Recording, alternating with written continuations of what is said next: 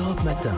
Il est 9h05, Patrick Cohen. Bonjour Philippe Vandel. Bonjour Patrick. L'infomédia. Une nomination ou plutôt un retour. Marie-Christine Saragosse retrouve son poste à la tête de France Média Monde. France Média Monde, c'est en gros la voix de la France dans le monde. L'organisme regroupe France 24, RFI et une radio française en langue arabe, Monte Carlo Doualiya. Une présence dans 180 pays pour une audience planétaire de 135 millions de personnes.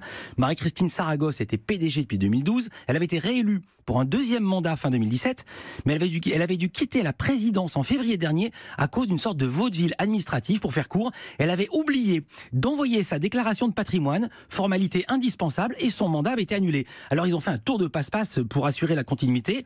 Elle a été nommée directrice générale chargée de la stratégie, et c'est le doyen du groupe qui officiellement présidait, mais c'était elle la chef. Bon là, le CSA a lancé une nouvelle procédure de nomination avec des auditions publiques au terme desquelles elle a été élue hier par 4 voix sur 7. Son challenger était Michel Goldstein, journaliste au service des sports de France Télévisions. Il est passé par l'Institut des hautes études de défense nationale et il a un parcours atypique. Dans une autre vie, il avait été footballeur professionnel et président d'un club de foot. Là maintenant, il est journaliste et l'an dernier, il avait animé un débat entre professionnels des arts divinatoires et des énergéticiens. Il y avait notamment un voyant, une astrologue ou encore un numérologue. Je vous jure que c'est vrai, Julie. Voici en introduction comment lui voyait l'état du monde et c'était pas joyeux. Nous sommes dans une période noire, que ce soit les journalistes, les philosophes, les économistes et même les voyants et les médiums pensent que notre civilisation est peut-être en danger.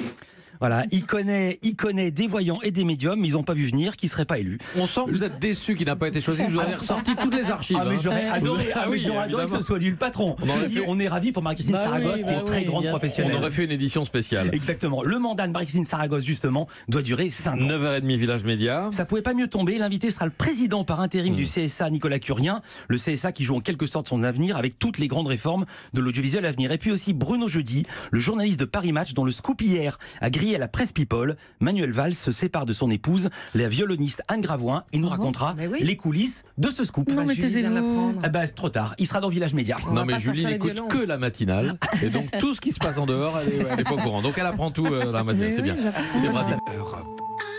Europe 1.